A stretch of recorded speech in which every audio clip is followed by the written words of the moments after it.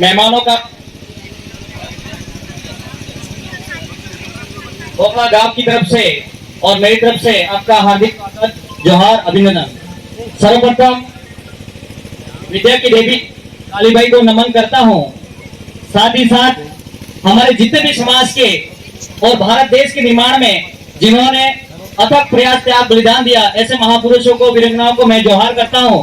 और साथ साथ में इस कार्यक्रम के बीच में मेरे पिताजी भी आए हैं।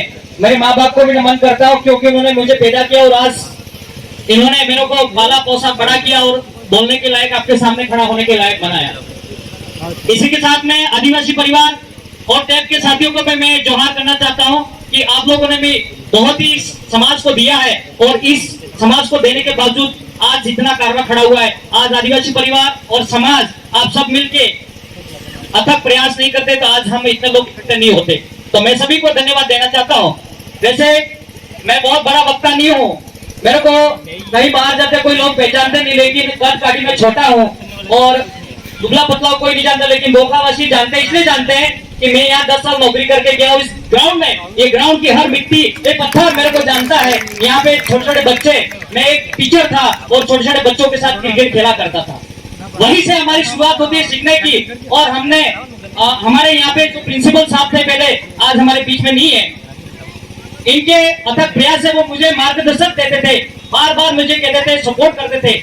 और इसके बाद में इन्होंने भी बहुत कोशिश की कि बच्चों को खेल में, शिक्षा में बहुत आगे बढ़ने में कोई सहयोग करे। तो ऐसे करके वो मुझे बुलाते थे कि वरहाज जी कि यहाँ पे खो खो की टीम तैयार करनी है तो आप सहयोग करोगे? मैंने कहा सर जरूर करूंगा, लेकिन मैदान चाहिएगा, मैदान यहाँ नहीं है। तो मैं तो स्कूल में अकेला हूँ 210 लड़कों में, तो आपको लड़कियां वहां भेजनी पड़ेगी। तो मैंने 10 दिन के अंदर में खो खो की टीम तैयार की थी साहब के कहने पर, और उसमें एक लड़की का सिलेक्शन हुआ था। हमारे बीच में मिथुन बैठा है, क्रिकेट खिलाता था, सिखाता, तो मिथुन भी यहाँ, मिथुन डोडा स्टेट पे खेलने गया था। और आज मैं खो खो यहाँ चालू करके गया था। खो खो आज मात्र में निरंतर रूप से चल रहा है, आगे स्टेट पे बच्चे जा रहे हैं। मैं शिक्षा दो तरह की होती है, मैं दोनों की तरफ बात करना चाहूंगा। एक शिक्षा वो होती है कि इससे इंसान क्या कर सकता है कि दुनिया में एक बदलाव ला सकता है, दुनिया को बदल सकता है। एक शिक्षा क्या करती है, खुद को बदल सकती है वो, लेकिन समाज को नहीं बदल सकती है। मैं कैसे कह सकता हूँ, जैसे आपके गांव से कोई टीचर निकलता है या RSIS निकलता है, यहाँ निकलने के बाद आप लोगों ने बहुत तपस्या की, स्कूल के लिए सब कुछ किया, इसके बाद पढ़ने के बाद में वो IAS बन गया, लेकिन मुड़ के वापस गांव में ये पता करने के लिए नहीं आया कि मेरे गांव के जो लोग पीछे हैं उनके साथ में क्या हो रहा है, शिक्षा की क्या स्थिति है। ये आज तक किसी कर्मचारी ने, बाजार में रहने वाले ने कभी पता नहीं किया। ये एक ऐसी तरह की शिक्षा भी है। तो मैं ये कहना चाहता हूँ कि आप लोग यहाँ से पढ़ के निकलते हो, इस मिट्टी से निकलते हो, ऐसे छोटे छोटे स्कूल से निकलते हो, आप जहाँ भी जाए वापिस आए, आपके गांव की मूर्त देखें, आपके गांव की तस्वीर देखें, मेरे गांव की शिक्षा के मंदिर कैसे हैं, मेरे बच्चे कैसे हैं, मेरे बच्चे कैसे पढ़ रहे हैं, लाइब्रेरी है कि ये चीजें आप लोगों को ध्यान देना पड़ेगा। तो ही समाज का सर्टिफिकेट लेके आपने कुछ इसके बदले में दिया है समाज को, ये यहाँ ध्यान पड़ेगा। साथ में आप लोगों को पता है, अच्छी शिक्षा प्राप्त करेंगे, लाइब्रेरी में पढ़ेंगे, मैं जानता हूँ। आप लोगों के लिए यह फैसिलिटी दी है इन लोगों ने, युवा ने दी है, यहाँ के सरपंच साहब ने दी है, और यहाँ के माता बहनों के सबके सहयोग से आपको फैसिलिटी मिल रही है। तो जो भी लेने वाले हैं फैसिलिटी, उनको मैं मेरी तरफ से शुभकामनाएं देता हूँ, टैग के माध्यम से भी देना चाहता हूँ। आप पढ़े लिखे आगे बढ़े, SC हर गांव से जो भी पढ़ने आ रहे हैं, बोखला गांव से भी पढ़ने आ रहे हैं, ये छोटी सी लाइब्रेरी है, एक विशाल रूप में ये लाइब्रेरी आने वाले समय में आपके नौकरी लोगों में उस पैसे से ये लाइब्रेरी विशाल विस्तारित रूप प्रदान करे, ऐसी मैं आशा आप लोगों से करना चाहूंगा, जो भी यहाँ पे पढ़ेंगे और आगे बढ़ेंगे। हमें नौकरी मिल जाएगी, हम हमारे परिवार के लिए खाने पीने का, अपने खुद का परिवार चला लेंगे, लेकिन मेरे समाज को कौन देखेगा, ये बात आपको सबसे पहले ध्यान रखनी है। अपने परिवार का, अपने खुद का हो जाएगा, लेकिन जो इंसान बड़ा होगा कौन होगा, जो अपने साथ में अपने समाज की शिक्षा और दशा के बारे में सोचेगा, वो बड़ा इंसान कहलाता है।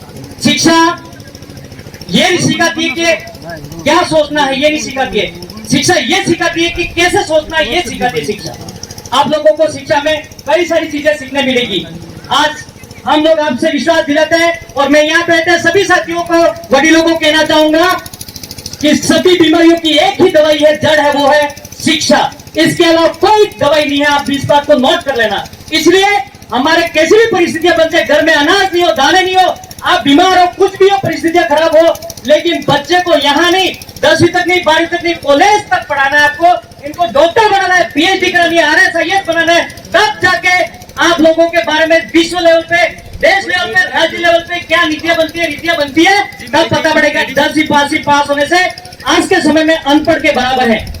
आप लोग अच्छी शिक्षा प्राप्त करोगे तो राइडिंग नहीं करोगे, आप अच्छी शिक्षा प्राप्त करोगे नशा नहीं करोगे, आप अच्छी शिक्षा प्राप्त करोगे फांसी नहीं खाओगे। अच्छी शिक्षा प्राप्त करोगे, फांसी लगने की क्या जरूरत है? नंबर कमाएंगे, लटक जाएंगे, माँ बाप डांटेंगे करके। कल मैंने वीडियो देखा कि लड़का पढ़ रहा है और वो मोबाइल की ऐसी लग जाती है और मोबाइल देखते रहता है, माँ मोबाइल ले लेती है और लड़का पीछे जाके कमरे में से बैठ लाके माँ के सीट पे मार देता, माँ मर जाती है। तो मैं आप लोगों को कहना चाहता हूँ, ये जितनी भी बीमारियां हैं उसकी जड़ खत्म करने की एक ही दवाई है, अच्छी शिक्षा प्रदान करना। तो आप लोगों से कहना चाहूंगा, कपड़े नहीं मिलेंगे, सब चीजें, आपको बहुत सारी समस्या पड़ेगी, लेकिन हमारे बच्चों को पूर्ण रूप से पूरी शिक्षा देना, तब जाके आपके हक अधिकार, जल जंगल जमीन और ये सभी बातें कर पाएंगे। नहीं तो 10वीं पास होकर गुजरात चले गए, 10वीं पास होते होते गाय राइडिंग करते मर गए, तो ये शिक्षा का कोई मतलब नहीं रहेगा। तो मैं आप लोगों से यही कहना चाहूंगा, और आने वाले समय में आप लोग, हम यही रहते हैं, बिछवाड़ा लोग के आसपास ही रहते हैं, आपके साथ हमेशा जुड़े रहते हैं। किसी भी माँ बाप को, हमारे गांव में किसी भी व्यक्ति को, जिन बच्चों के माँ बाप नहीं है, जिसके पिताजी नहीं है, गरीब स्थिति नहीं है, हम लोगों से संपर्क करिएगा। जिसकी फीस, इसके बारे में हम कोशिश करेंगे, इस लड़कों को पढ़ने से वंचित नहीं किया जाएगा। हम सब एक के साथ सहयोग करेंगे। जैसे कि राजू भाई ने कहा था, एक कोई बच्चा था, मुझे पता नहीं है, कि जिसकी बीएड में हो गया था, फीस नहीं हो रही थी, तो हमने एक पहल की राजू भाई के कहने पर, और उस बच्चे की हमने फीस पूरी की। तो ऐसे से हमने कई काम किए, लेकिन हमारे पास में क्या, अखबार हमारा नहीं है, मीडिया हमारा नहीं है, हमारी बातें छिप जाती है, और हम जैसे छोटे छोटे लोगों को भी कोई जानता नहीं है, हम जानते नहीं, लेकिन फिर भी हमारे माँ बापों ने पढ़ाया। आज मेरे 5 विषय में मैंने MA कर रखी है, मैंने PhD चल रही है अभी इतिहास में मेरी, तो कहीं मैं उच्च शिक्षा ले रहा हूँ, तब तक ये कुछ कर पा रहा हूँ। तो ये शिक्षा एक ही एक दवाई है, आप लोगों को यहाँ पे बोलना, सोचना, समझना सब सिखाएगी, और आप लोग सभी इस बात का ध्यान रखें। बहुत बहुत धन्यवाद संचालक महोदय, आपने बोलने का मौका दिया।